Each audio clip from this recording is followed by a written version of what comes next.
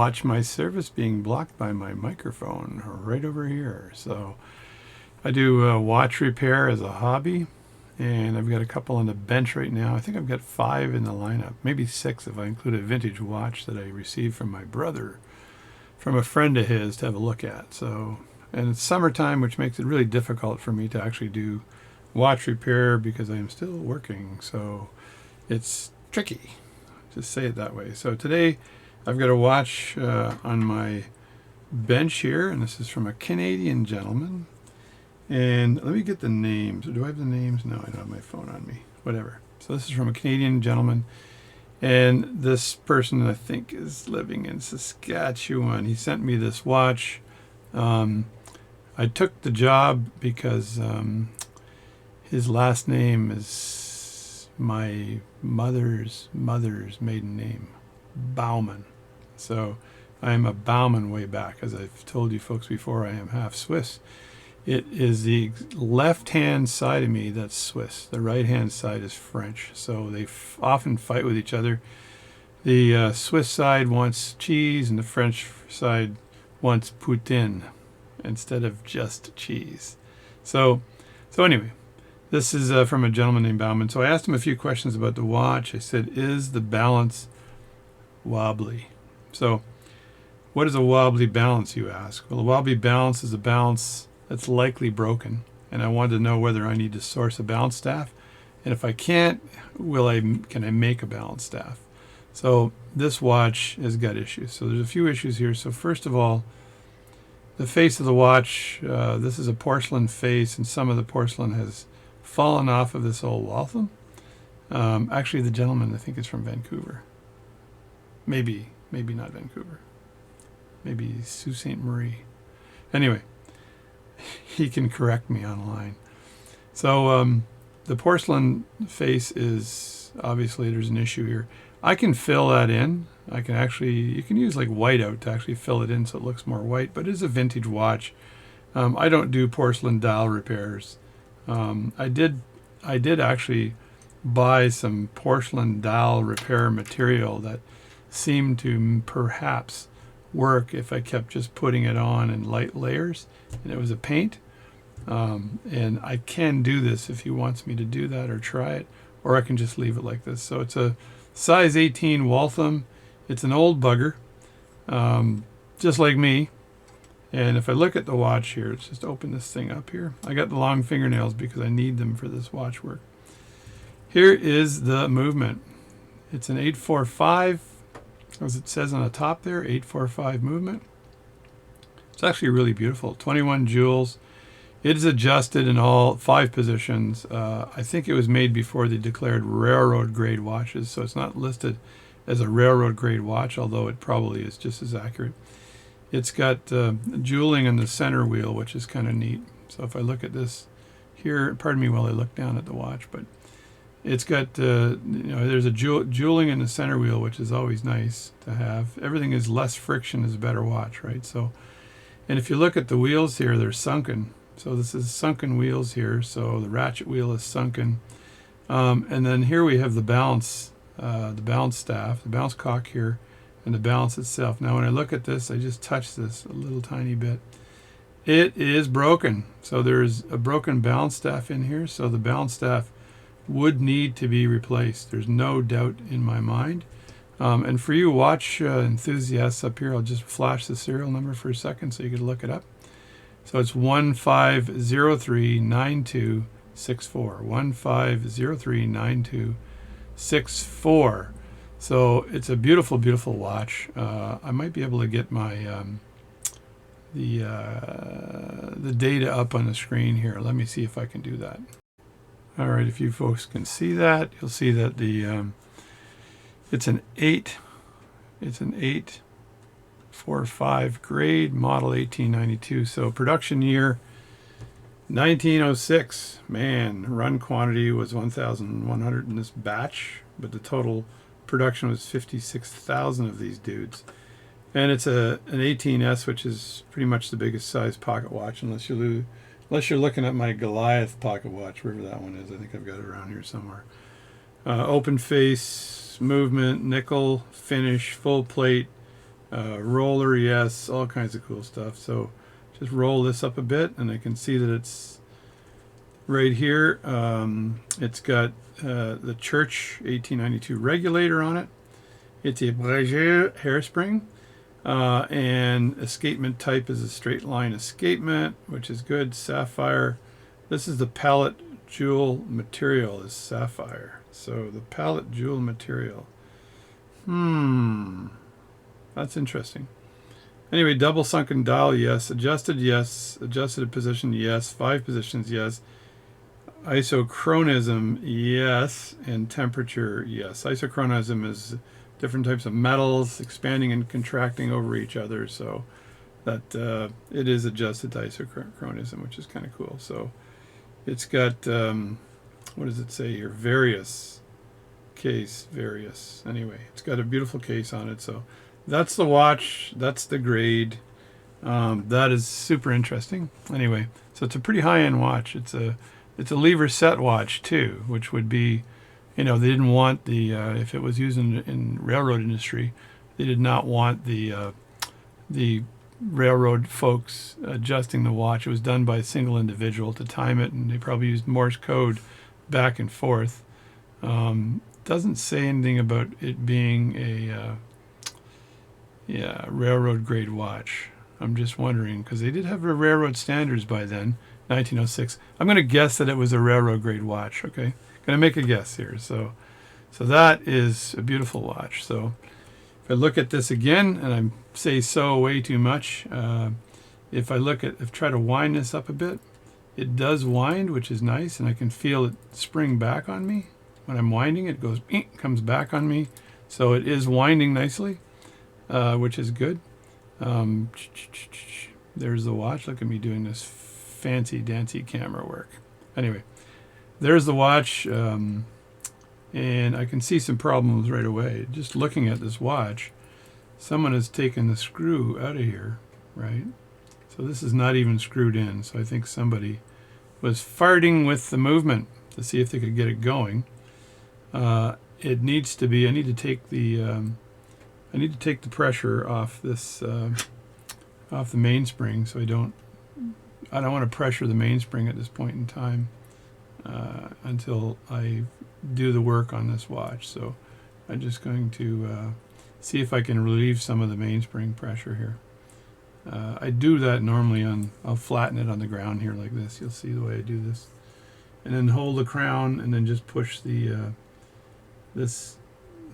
click spring over a bit, and then you can roll the mainspring here. I don't want it to go zzz really fast, because you can ruin the mainspring and detach it. Kind of like that. It did a zzz there, but I caught it, so it's still got pressure on it, which is nice. So there you go. Let me see. All you do is put a little bit of pressure on the crown and do that. So there, all the pressure's off that. The other thing I can tell about this watch here is that, even ratchet wheel here has got a separate cam up here for the screw, and this wheel also has the winding wheel also has the same thing. So that's pretty fancy stuff. And if I'm looking at the actual balance cock, and you see the regulator here, the Church regulator, and what you do here with this regulator is you turn the star like that. If you can see me turning that star, and as you can see, the regulator itself moves. So I'll be looking at the hairspring here to make sure we're good with that hairspring, and I'm looking actually at how the hairspring stud is placed in the watch. And if you look at let me see if I can do this right here, you'll see that's a very high-end stud placement. So it's a pretty high-end watch. I'm pretty impressed with it. So it's a Waltham. This says it is gold filled. I'm not sure. It's a Fortune 500. It's a Fortune case, gold filled. And if I look at the case itself, I can see a few markings from past watchmakers. Yeah, well, a lot of them are past. They're probably passed away. So there's one right there. There's another one right here. That's 2 services. And rotate that around. And there's a couple on the edge here. So there's one right here. That's 3 services, 4 services. So this watch was serviced 4 times, and well over 100 years, folks. That's not a lot of servicing. So the big problem here again is the balance, the pivot is broken on the balance staff. What I do like about this though is that when I take this balance out, I'm going to be lifting this straight up. I don't have to worry about tucking the hairspring out or anything. So I'll be able to look at that balance and the broken pivot. Now I'll try to source the balance staff for this and stake on a new balance staff if I can. I've got a source in the US I get balance staffs from, so I can do that.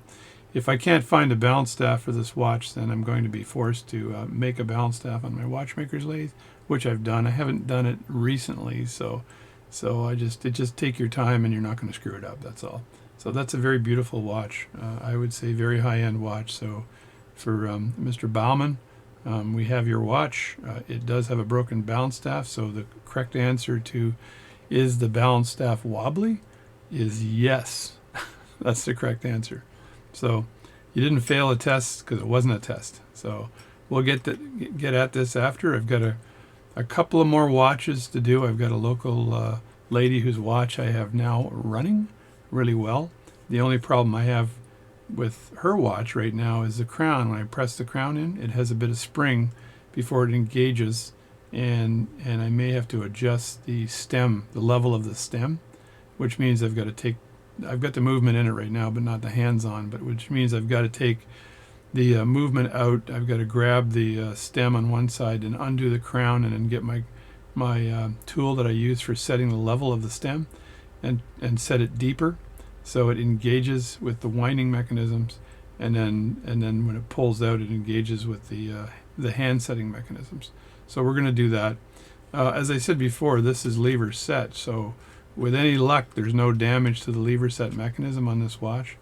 So if I pull this out with my nice dirty thumbnail, which I left long, by the way, for various reasons, but if I turn this, is it going to turn? Sorta. It is turning. Yeah, it's turning. It needed to catch, but I see a few things here. One thing is that the hour hand is actually touching, which is not good. So that hour hand that you see at 2 o'clock position is actually touching the face. That's not a good thing. So that needs to be dealt with. I can see a crack in the minute hand that I might not have a problem with, but I might be able to source new hands for this. I do have a lot of hands. I'm not sure if they'll fit, but it looks like there's a crack right in the back here of that minute hand, which is not good. And as I said before, there's that space here where the porcelain has come out. So that's not good either. So there's a lot of not good things about the watch, but it's a vintage watch and it is actually a high end. So I'm going to get this back to shape. Likely be a couple of weeks before I can get at this, only because of the amount of stuff I currently have on the bench. And I warned Mr. Bauman ahead of time and said, it ain't going to be done tomorrow, mister, because there's a lot of other things that I need to do. Plus I got all the other ones I need to finish off. So there you go. I just wanted to do a quick look at this watch. And again, I was looking at this watch using my infamous Bergeron Swiss-made, what the hell is this, 7010 poking device. There it is there, Swiss-made 7010 poking device. Put my hand behind there so it focuses. So there you go. So anyway, that's it. That's it for now. We'll get at this watch. A few issues that I can see right away, but it's going to need to be stripped down. It's going to need to be cleaned. And after I've stripped it down and cleaned it, then I will get at the balance staff and figure out what to do. I'll probably order that right away because I can figure out what it is from the serial number. And sometimes you can just go and click to see what balance staff it is with any luck. And again, last but not least, if I'm looking at the average value of the watch, just from 2010 onward, these watches have increased, I'd say 5-fold in value. It's amazing how high they've gotten. Since I think 2021 2022, the people started collecting more watches. Now it's kind of peaking. So the average value of this watch in working condition is $238 US. But that's really low-balling this watch. Okay, this is a very high-end watch. The retail value of this watch is between $380 and $500 US. So it's not cheap. But I think the value behind this watch is the legacy of it for the individual that gave it to me. So this is a family heirloom. I do a lot of work with the family heirloom watches because I'm not. This is a hobby again, and I want to. I like when people are very happy when they get their watch back, and it was usually folks that are going to donate this to their grandchildren, and or keep it in their family for many many years. So I like doing work that's associated with the memorabilia of this watch, and that it means something to the person. So there we go. That's it. Just a bit of an update for Mr. Bauman. I got your watch. It's in good hands. Oh, one more thing. He provided a crystal, a glass crystal for the watch. Right now it's got an acrylic crystal in it, and actually it's not glued in properly. If I look at this acrylic crystal, look at that. Oh my, oh me, oh my. That's my David Letterman.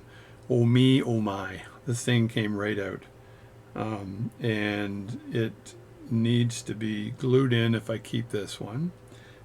If I flip it to this crystal here, then this one would also have to be glued in, but I'm not sure if this one fits. He claims that it fits, and he might be right, but let me have a quick look at this, because this is a nice crystal that needs cleaning. But if I look at this closely here, let's throw that in and see how close it is to fitting. So this is not going to fit. I'm looking at it right now, and you can't make glass smaller. So so if you look at this crystal here, there's no way I can shave that down to make it fit, sir. So that is not going to fit. I'm looking at the gap here, and it's not insignificant. Look, it's over there like that, and it would take a lot to get that inside that piece here. He did claim that this fits, but it doesn't. I've put many, many crystals in, and they got to be in there. A little tiny bit loose is okay, because I'm able to use a GS cement and glue that in. So that crystal might not be possible. This crystal here, I can clean that up a bit, and I can use Polywatch to help clean this crystal up. I also have a lot of crystals myself that most of them are European, but some of them might work. So I have some big ones as well, and so I can trial some of the bigger crystals on this to see if they'll fit. Not sure, but I do have a boatload of them up there in some of my parts collection, right? So we'll try doing the crystal thing. This came in a nice little jewelry box. When you send me watches, make sure you pack them really well. This one here, you're better off just wrapping it up in bubble wrap and double taping it both sides just to make sure it doesn't get damaged, and give it to me that way. And there's no need to give me a case like this, although he did take the crystal and jam it up top here, saying that's it.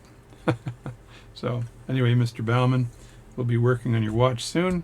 For now, this is basically the problem with the watch. So I'll see if I can, within the next week or so, source the balance staff for this. I shouldn't say it shouldn't be difficult to source, because it's a Waltham and it may have a standard balance staff in it. Don't know yet. So we'll source that and get at this watch in a couple of weeks. So thanks a lot. Thanks for watching my channel. I'm JD again. I'm going to move my mic out of the way. What the heck? Look at that. I'm getting feedback from my camera. It's feedback. It's like, don't touch that mic. Hang on. Can I move that mic out of the way? Look at that. I'm a natural mic mover. And look at that. Lines. I was watching Just One More Watch today, and these dudes have these very expensive cameras and stuff. I just can't afford that, and I don't think you're going to learn more from me having an expensive camera. But that's professional production. So I'm getting better, but it's not professional production I'm doing right now. So, although I'm pointing right now at a book that's really good. The Watchmaker Repair Manual, you got to get that book, and Practical DeCarl, Practical Watch Repair. Those are two books you need to purchase if you're into repairing watches. This one alone will get you through 99% of the things you need to do on a pocket watch. This one here gives you extra stuff. So, and if you want to learn how to use a lathe, you got to buy a different book altogether or buy videos. So again, distracted by myself. ending the video. Thanks a lot for watching. JD here, providing vintage watch repair services. I can now say worldwide, but it's a hobby, okay?